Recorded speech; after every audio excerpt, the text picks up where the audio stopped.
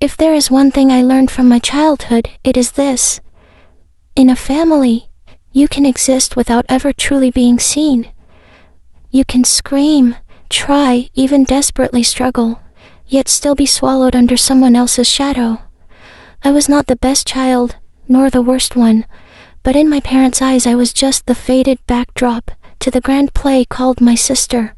There are memories buried so deep that a mere whisper of wind can make them rise again, suffocating. This is the story of me, of Grace Taylor, the unnecessary child in her own home. Are you sure you are brave enough to hear it all? I was born in Wichita, Kansas, in what people often called a fairly well-off family. My father, Richard Taylor, owned one of the largest car dealerships in town, and my mother, Joanne, was once a high school teacher, before quitting her job when my sister, Abigail Taylor, was born. Abigail was 6 years older than me. That gap was enough to turn every moment of my life into an outdated copy of her earlier successes.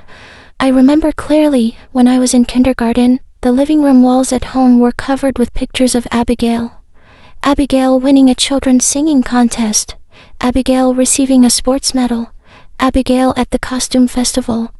And my picture, just one, tiny, tucked behind my parents' wedding photo. The day I asked my mother why there were not many pictures of me like there were of Abigail, she only smiled, patted my head and said, "You have to try harder if you want your picture up there, sweetheart." Growing up in Abigail's old clothes became an unwritten rule in our house. When Abigail reached high school and got her first prom dress, I anxiously waited for the day it would be mine. But by the time it was my turn, the dress was so worn out that nobody even glanced at it. My parents simply waved it off. "It is still good enough, Grace. Do not be so materialistic." Every birthday of Abigail's was a grand event. The house was decorated lavishly, a 3-tier cake, and a bunch of friends invited to party all day long. My birthdays. A small cake, a few thin candles, and sometimes just the 4 of us quietly singing happy birthday in the cold kitchen. I once thought maybe it was because I was not as talented as Abigail. But the truth was, no matter how hard I tried, I was just the faded shadow behind her. When I was chosen as the assistant editor for the school newspaper in 8th grade, my mother merely shrugged. Abigail was the editor-in-chief back in 7th grade, Grace. When I won 2nd place in a statewide art contest, my father scoffed. "Your sister won 1st place in a singing competition at your age." It reached the point where I started to wonder, was I born just to be Abigail's background? I remember once when I was 13, I mustered all my courage to tell my mother that I wanted to learn to play the guitar. I can still feel the excitement swelling in my chest, like I had finally found something that belonged only to me. But my mother only shook her head. "Your sister already learned the piano. Why waste time learning the guitar?" I clenched my fists, unable to speak. Every choice, every hobby of mine was measured against Abigail's standards. And it was always lacking, never enough, never worth noticing. Even during family meals, the conversation always revolved around Abigail. She just made the cheerleading team. She was about to enter the state debate competition. She got nominated for an honors scholarship. I sat there, dragging my fork across the cold food, quietly swallowing my own small dreams. My few friends would sometimes joke, "Grace, are you like the family's version B?" I laughed along, but inside, every laugh was a deeper cut into my self-worth. When I was 15, Abigail received a full scholarship to the University of California at Berkeley. My family threw a big backyard party, inviting the whole neighborhood to celebrate. That night, amid the music, laughter, and sparkling lights, I quietly climbed onto the roof and curled up, looking down at the party. I saw my parents hugging Abigail, their eyes glowing with pride. I hugged my knees tighter and whispered to myself, "Make movement, day, Grace, you will light up your own world." But that day was still far, far away. Ahead of me were long years of silently carrying the background role my family had assigned me. I did not know then that the injustice I silently swallowed during those years would become the seed for the fiercest uprising of my life later. When Abigail graduated college with honors, my family threw another grand party, this time at a luxury hotel by the Arkansas River. I had just finished my junior year of high school, boasting straight A's and 2 awards from the school board, but no one asked about it. My mother even ignored the letter of commendation from the principal that I had purposely placed right on the breakfast table. 3 months later, Abigail announced, "I am engaged. We are getting married next June." It was like a bomb exploded in my head. While I was drowning in college application forms, wondering whether I could afford to apply out of state or had to stay in Wichita to save money, they were planning a wedding. And that wedding, it was no small event. My mother mapped out the plans as if she were producing the Grammys. A custom dress from Denver, a lavish wedding at an expensive resort in Aspen, over 100 guests, a live band, and outdoor fireworks. I stood frozen in the kitchen when I heard my father mutter with a strained voice, "We will have to take out a loan. Do not tell Grace. She is already stressed with school." I heard it all. Every word, every syllable, and I understood. My dream of going to college had just been mortgaged for my sister's wedding. I said nothing for the following months. I buried myself in studies, applied to 5 dream schools and 3 safeties, just like my mother suggested. I also picked up a weekend job at a local bakery. I worked and studied without complaint. I was waiting for a chance to be seen. The night I received my acceptance letter from the University of Washington, I jumped with joy. But the icy atmosphere in the living room when I brought the letter to them made me stop cold. My mother was picking wedding invitations. My father was hunched over a loan application. I held up the letter in front of them. I got in. University of Washington accepted me. My mother looked up for a brief second, nodded slightly. "That is good, but Grace, tuition there must be expensive, right?" I clutched the letter tighter.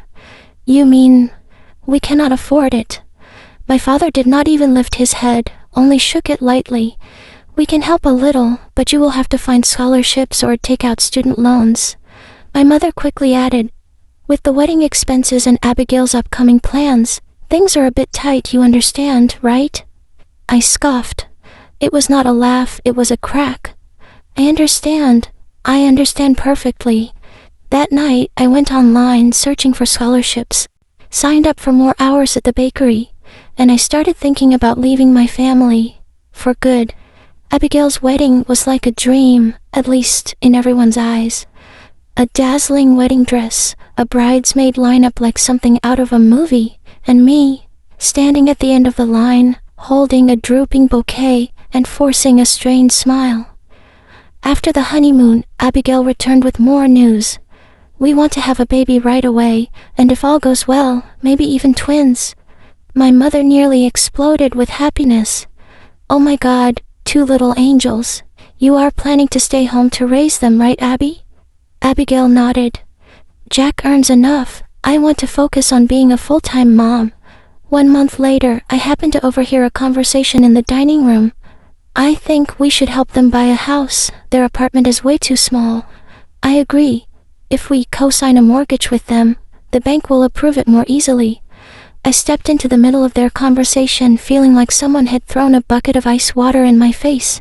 "You are talking about helping Abigail buy a house?" Both of them turned toward me, a mix of surprise and slight embarrassment on their faces.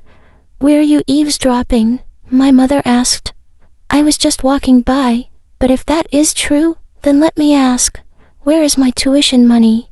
I still do not know how I am going to pay for my first semester." My father leaned on the table with both hands. "You can pick up more hours at the bakery, right? Or maybe go to school part-time to save money." I could no longer keep my composure. "You were willing to take out loans for Abigail's dream wedding, help her buy a house, but I have to struggle with extra jobs, scholarships, and debt?" My mother narrowed her eyes. "Grace, do not be selfish. Abby is about to become a mother. She needs stability. You are just starting your life." I let out a broken laugh. "Exactly because I am just starting that I need support, but clearly I have never been this family's priority." I walked away before I could say anything else. my heart heavy and my hands trembling with anger. The next week, I was awarded a small scholarship and found a cheap dorm near campus.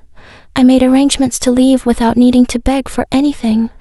But deep down, a slow, expanding crack had begun, and I knew it would eventually break wide open. I moved to Seattle that fall. A gray and cold city, but to me, everything felt warmed by hope. I was a freshman at the University of Washington, living in a small dorm room and working part-time at a cafe near campus. My schedule was packed, my shifts rotated non-stop, but at least I thought I was living my own life. 2 months after moving, I got a call from my mother. "Grace, are you free this weekend?" I had not even answered yet when she continued, "Abigail needs a little help. She and Jack have a doctor's appointment. They do not want to take the kids. We thought you could watch them for a few hours." I hesitated. "Mom, I have a major presentation on Monday, and I am working extra hours this weekend." My mother cut me off with that familiar tone, sweet first, sharp later. "Come on, Grace, your sister is pregnant again. You would not refuse your family, right? Family helps each other in times like these." 3 hours later, I was on an overnight bus back to Wichita. 16 hours traveling, just to play temporary babysitter. But temporary was just their first trick. After that, every holiday, every rare free weekend, I received the same kinds of calls. "Grace, your sister needs your help. Abigail is exhausted, the kids are too much. Jack had to go on a business trip. Abby is overwhelmed." Every time. Never once asking if I was okay, if I had exams, or if I had work. They did not care.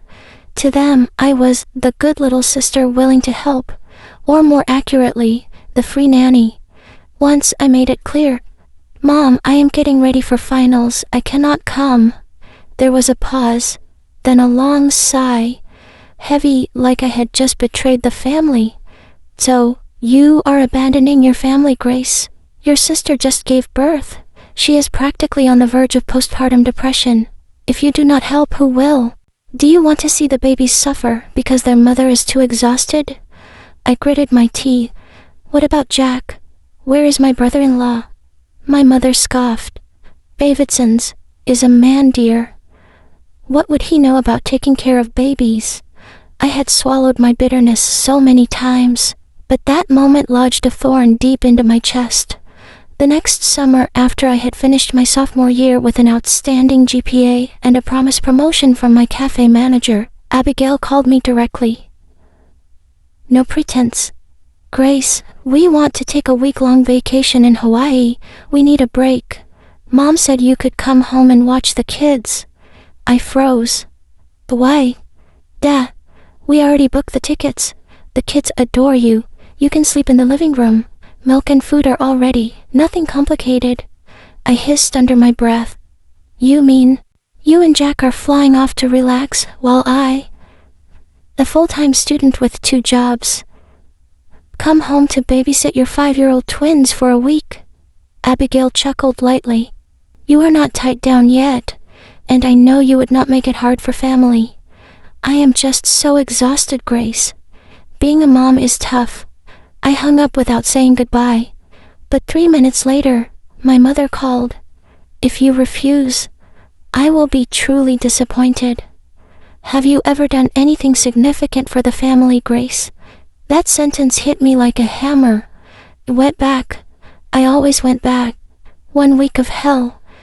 2 hyperactive kids, no early bedtimes, picky eaters, endless chaos. Alone from dawn till way past midnight. No backup. No one asking if I was surviving. Each night I collapsed on the hard couch, my legs numb from exhaustion. I wanted to scream, but no one would have heard. When Abigail returned, sun-kissed and radiant in a floral dress, she merely laughed and said, "As long as the kids did not break any bones, I am happy, thanks. We got you a souvenir. A plastic pineapple keychain." I stared at it for a long while before tossing it straight into the trash. Something broke inside me. Not anger, but a deep, slow, irreparable crack.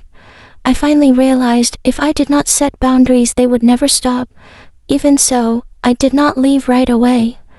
Part of me was not strong enough yet, and another part still foolishly believed that if I just tried harder, they would change. That I was wrong. Very, very wrong. I had been counting the days. For 3 whole months that summer, I worked non-stop at the cafe during the day and helped with bookkeeping at a phone repair shop at night, just to save a little over $900. Not a huge amount, but to me, it was a treasure. And I knew exactly what I would use it for. A trip to the beach. The first real vacation of my life. Not to study, not to work, not to babysit. Just to lie on the sand, listen to the waves, and remember who I was. Without playing the role of the responsible daughter, I booked a room at a small inn in Long Beach, Washington. A single room, wooden walls, no fancy amenities, but just a few steps from the beach. I reserved a bus ticket, packed my suitcase a week in advance, and told no one in the family. It was not that I was hiding it, I just did not want to hear my mother ask, "Is Abigail coming too?" Or my father warn, "Be careful not to waste money." The morning of departure, I emailed both workplaces to request time off, switched my phone to airplane mode, and boarded the bus like I was fleeing a fire. My heart was pounding, not from nerves, but from something unfamiliar. Freedom. When I arrived, I let out a deep breath. No calls, no one bothering me. I dropped my suitcase, threw open the window, inhaled the salty breeze, and laughed like a kid who had just skipped school successfully. That night, I ate fresh grilled clams at a tiny seafood shack, ordered my first cocktail ever, and let the sea breeze wash away all my worries. I thought maybe, just maybe, the universe was finally letting me breathe. But then, it happened. On the second morning, as I was getting ready to head down to the beach, I heard a loud call outside my door. But bright. I froze. That voice was unmistakable. "You." I opened the door. Standing there were my mother, Abigail, and the twins, rolling around and screaming like they had just guzzled energy drinks. "What is this?" I stammered. "Oh, honey, you did not think we would let you vacation all alone, did you?" My mother beamed. "Family should be together. We booked a room right next door. Your sister reserved everything 2 days ago." Abigail chimed in, pushing the 2 kids toward me. "They have been so excited all week. When they heard Aunt Grace is going to the beach, they insisted on coming. And now that you are here, Jack and I can have some alone time. You understand, right? We rarely get date nights." Before I could even react, my mother rushed in. "I need to run to the store for a few things, and Abby wants a beach walk with Jack. Watch the kids for a bit, okay? Tonight we will all have dinner together." No one asked if I agreed. No one gave me time to say no. 3 minutes later the door slammed shut, and I, along with 2 hyperactive children, was trapped in a room the size of a shoebox. Then the disaster began. They ran around the bed, banged their heads against the walls, spilled water on electrical outlets, and shattered the hanging mirror by throwing a sandal. When I shouted, one of them screamed back, "Aunt Grace hates me. I want to go home to Mommy." I nearly lost my mind. I had not come here to babysit. I came to heal, to breathe, to live. Instead, I was scrubbing pee off the mattress while the other kid played with my phone. That night, I did not get to eat out. My mother texted, "Just have dinner with the kids. Your father and I are eating out with Abby and Jack." I stared at the cold pizza on the table, then at the 2 boys hitting each other with the TV remote, and realized this was not a vacation. This was hell, wrapped in the disguise of a beach trip. On the 3rd day, the kids clogged the toilet playing with the shower head. I had to pay nearly $200 to hire a plumber and cover the damages. My savings were wiped clean. That night, Abigail returned to my room, suntanned and lazy, complaining, "I am so exhausted, Grace." Did the kids fall asleep early? I looked up, locking eyes with her. "Exhausted? You spent all day drinking wine on the beach. Meanwhile, I cleaned poop, stopped your kids from falling off the balcony, and paid for the damage you caused." Abigail frowned. Why are you so grumpy? I thought you enjoyed spending time with them." I needed a break too. I did not smile. I did not argue. I stood up, packed my clothes into my suitcase, and grabbed the return bus ticket I had bought as a backup, because deep down, I knew my family would never leave me alone. My mother knocked as I zipped my bag. "What are you doing, Grace?" "Leaving," I said firmly. "You are abandoning us here? How could you be so selfish?" I looked her straight in the eyes, without flinching. "I am not being selfish. I am finally living, and you cannot stop me." Then I pulled my suitcase behind me, leaving behind the shouting, the guilt-jerking, and the 2 kids screaming my name. Without looking back, I did not know what was waiting for me at home, but I knew one thing.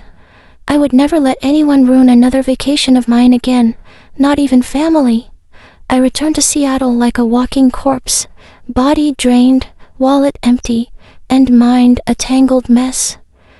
The vacation I had waited nearly a year for turned into a storm of responsibilities and exploitation, but those days were also the final blow, the one that made me wake up.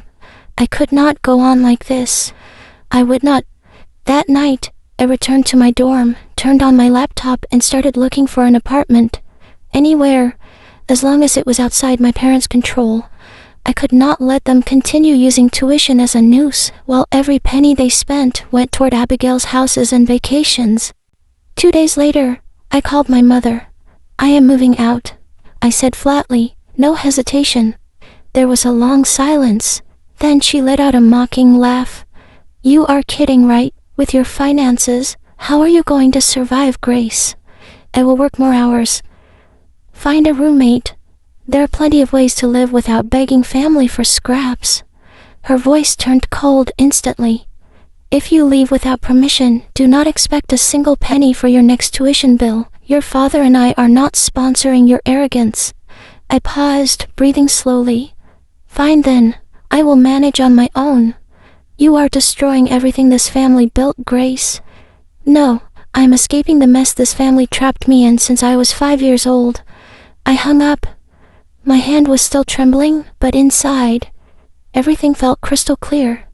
3 days later, I moved into a basement apartment in Rainier Valley. Cheap, damp, low ceilings, a lingering musty smell, but at least it was mine. No one else had the keys. I shared the place with a girl named Vanessa, an architecture major, tough, straightforward, and incredibly good at ignoring unpleasant calls from her own family. Vanessa was the first person who made me realize you could live without apologizing for existing. I worked 3 jobs, mornings at the cafe, afternoons assisting at a library, evenings doing data entry for a small law firm.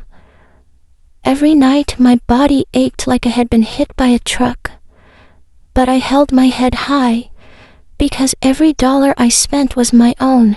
Sometimes I fell asleep over my textbook. Some nights, I cried over instant noodles out of sheer exhaustion and hunger. But no one scolded me for not changing diapers.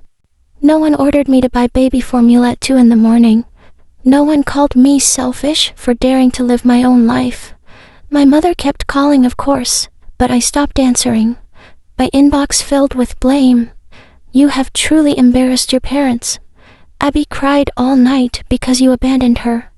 Your sister needs you. How can you be so heartless?" I did not respond. I owed no explanations for choosing my freedom. Years later, my father left a long voicemail. "If you do not apologize, Grace, do not expect to be welcomed at any family event. You are no longer part of this family." I listened to it all, without shedding a single tear. I remembered all the times I stood washing dishes at Abigail's birthday parties, while Dad sat next to her, kissed her forehead, and said, "I am proud you are my daughter." He never said that to me, not even once. That winter, I caught a terrible flu and ran a high fever for 3 straight days. No one called to check on me. Vanessa was the one who bought porridge and medicine, left them by my bed, and went to work her night shift. I remember curling up under my blanket, staring at the stained, yellowed ceiling, thinking, this must be rock bottom. And then, I smiled, because at least this bottom was one I chose to reach on my own. not one anyone pushed me into. By the end of the semester, I achieved a GPA of 3.9, the highest in my class. I was nominated for an internship program at a fast-growing marketing firm downtown. I did not tell anyone in my family. They were no longer the audience to my life. One night, while closing the cafe, Vanessa said, "You know what, Grace? You are nothing like those privileged kids I usually meet." Yeah, that is because I was never one of the privileged ones. Vehemently, we both burst out laughing. For the first time in months, my laughter tasted sweet. Not forced, not bitter, not broken. I knew hard times still lay ahead. But from now on, every step would be mine. Not the second child, not Abigail's little sister. Just Grace, complete, whole, and free. I walked out of the university gates on a bright June morning, holding my honors diploma, wearing a rented graduation gown, and feeling a strange emptiness inside. There were no parents, no flowers, no hugs. The rows of seats reserved for family remained eerily empty. I stood there, watching other graduates, wrapped in embraces, flashes of cameras, rounds of applause, and me, just me and the wind. Strangely, I felt light. I did not need people who clapped when I succeeded, but stayed silent when I fell. I did not need fake appearances just to save face. I had gotten used to living alone, and this time I did not feel lonely. I felt free. 3 weeks later, I received an official job offer from the marketing firm where I interned, Mason & Rowe Communications, one of the fastest-growing PR agencies in Seattle. Position, Campaign Management Assistant. Starting salary, not astronomical, but enough for me to begin a new chapter. My chapter. I moved out of the damp basement apartment, hugging Vanessa tightly goodbye. She cried. That I did not. But my throat burned. "You were gonna crush it, Grace, and if anyone gives you trouble, call me. I will show up with a baseball bat." I smiled. "I will not need it. From now on, I will protect myself." My new apartment was on the 5th floor of a small building in Capitol Hill. 1 bedroom, a tiny kitchen, a living room just big enough for a sofa. But the balcony looked out over the bustling street below, and every evening I could sit there drinking tea, reading books, listening to music, without being startled by crying children or my mother calling to demand chores. Every morning, I woke up with sunlight warming my face. Not two. Someone banging on my door, yelling, "Go watch the kids." I chose my own meals, wore clothes I picked myself, went to work on my own 2 feet, with no one asking, "Have you called home yet?" Every night, as I lay in bed, I knew that the day I had just lived was mine. Mine alone. Work at Mason & Rowe was not easy. I handled difficult clients, rushed last-minute reports, sometimes pulled 10-hour days. But no one ordered me to make bottles, change diapers, or fetch snacks for a sister who lay around watching TV and called it postpartum exhaustion. I started saving. Every month, I put a little into a personal fund I called the Freedom Fund. I learned about investing, took advertising writing courses, attended weekend seminars. Step by step, I was building myself into the woman my family never believed I could be. Even so, there were wobbly moments. One evening, sitting alone eating udon from the nearby Japanese store, my phone rang. My mother's number. I let it ring until it stopped, then pressed silent. A few minutes later, a text came. "Are you coming home for Thanksgiving? Your sister really hopes you will." I did not answer. Thus learning to choose peace over hollow duty. I did not want to return to a place where every word I spoke was considered rude, where every moment of rest was called laziness, where every accomplishment was belittled with a cruel comparison. Abigail did better at your age. One quiet weekend afternoon, as I was making coffee, the doorbell rang. I peeked through the peephole. A stranger, a man in his 30s, wearing a t-shirt with an electric company logo. I opened the door.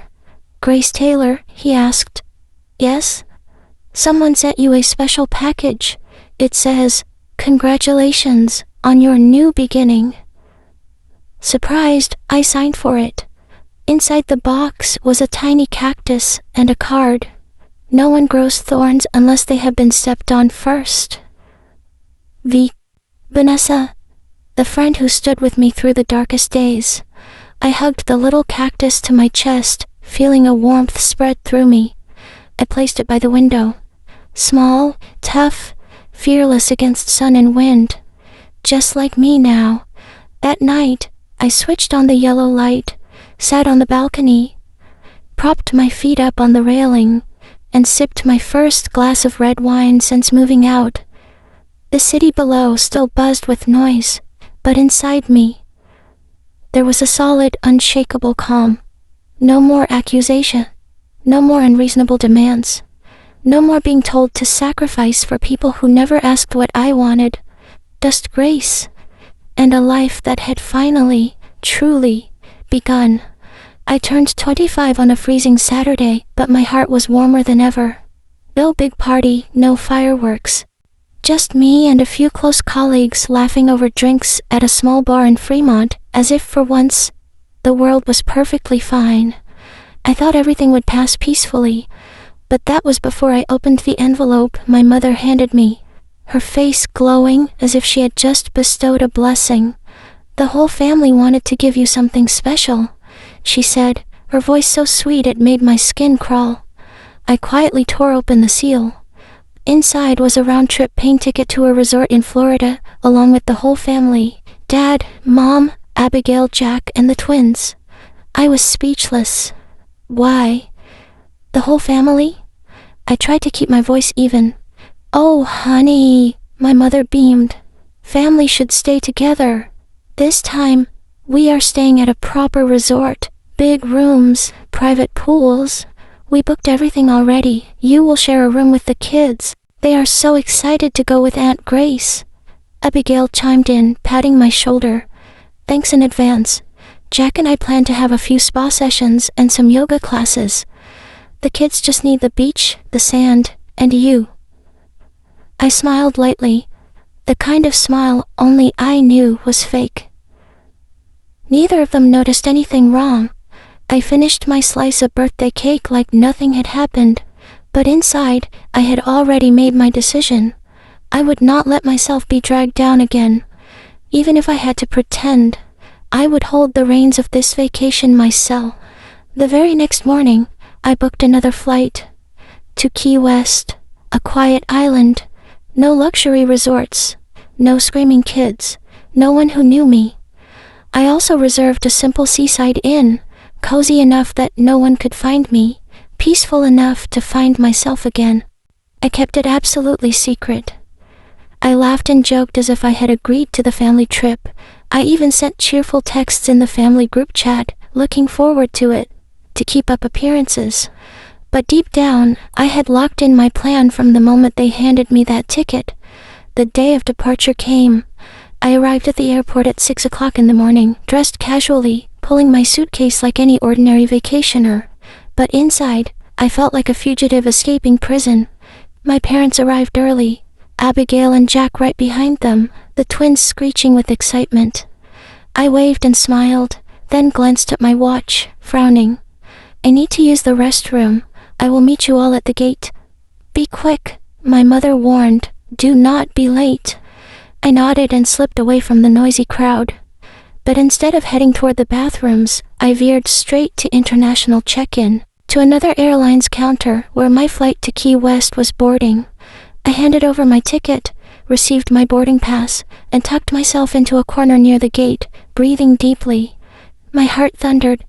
I knew when they realized I was missing, chaos would erupt. I turned on my phone and quickly typed a message. "I am not going to Florida. I chose my own vacation. Hope everyone enjoys their trip, just like I am enjoying my freedom." I pressed send, then immediately turned off my phone.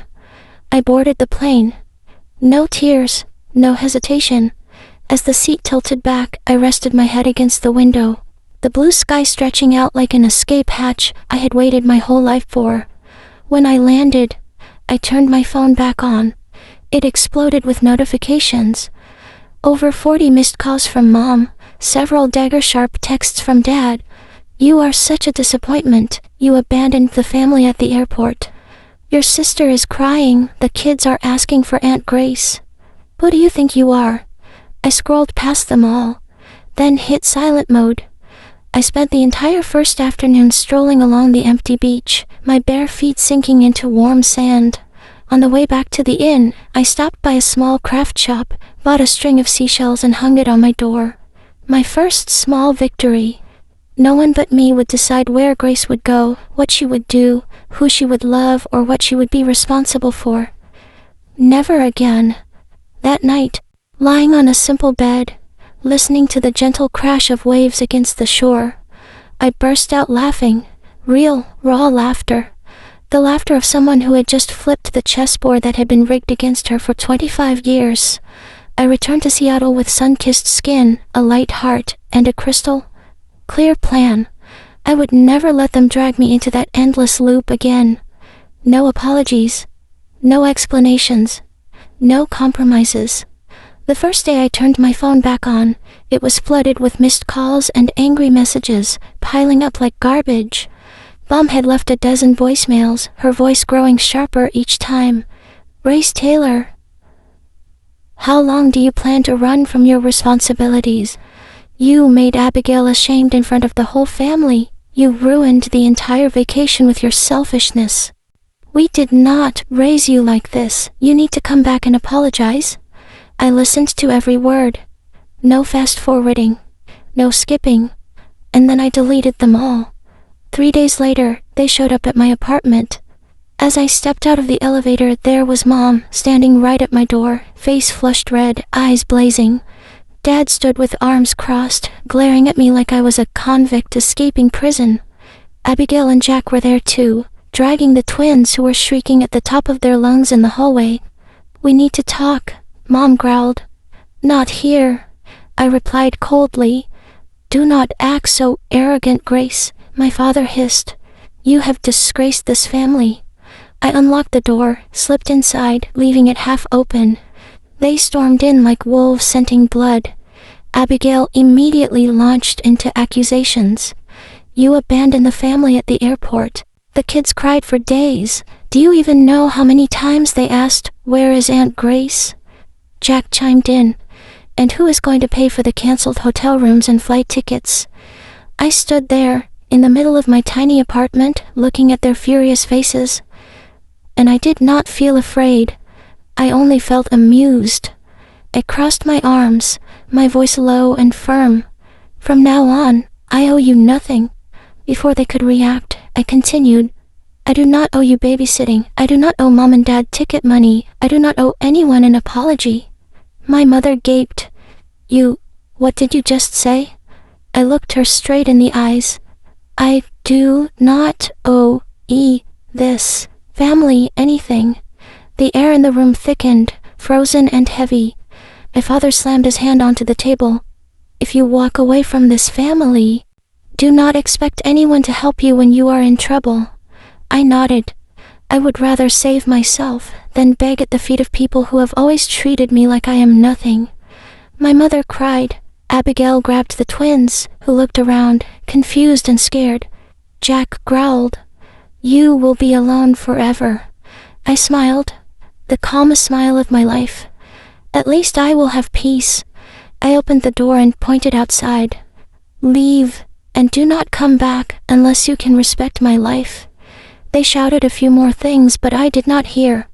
I slammed the door shut, locked it with all 3 bolts, and slid down to sit on the floor, my back against the door, listening to their footsteps fade away down the hall.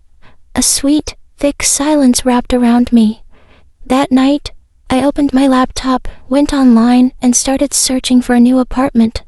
I knew, if I stayed here, they would never leave me alone. 1 week later, I moved to Ballard, a quieter area, far from downtown. The apartment was smaller, the rent was higher, but in exchange, no one knew my new address. I changed my phone number, I changed my email, I even changed my bank account to sever every possible tie. I vanished from the old world as if I had never existed. Every morning, I woke up early, jogged along the pier, sipped coffee by the sunny window, and went to work with a strange lightness in my chest. No one called asking me to babysit. No one dragged me into twisted family obligations. No one weighed me down with fake expectations. This life, though far from perfect, was mine. Sometimes, in moments of weakness, I missed them. But every time I reread the old hateful messages I had saved as reminders, I knew I had made the right choice. I chose freedom. They chose myself. One evening, as I was folding laundry in the living room, I caught a glimpse of a young woman in the mirror, her eyes shining with confidence and peace. I smiled at her.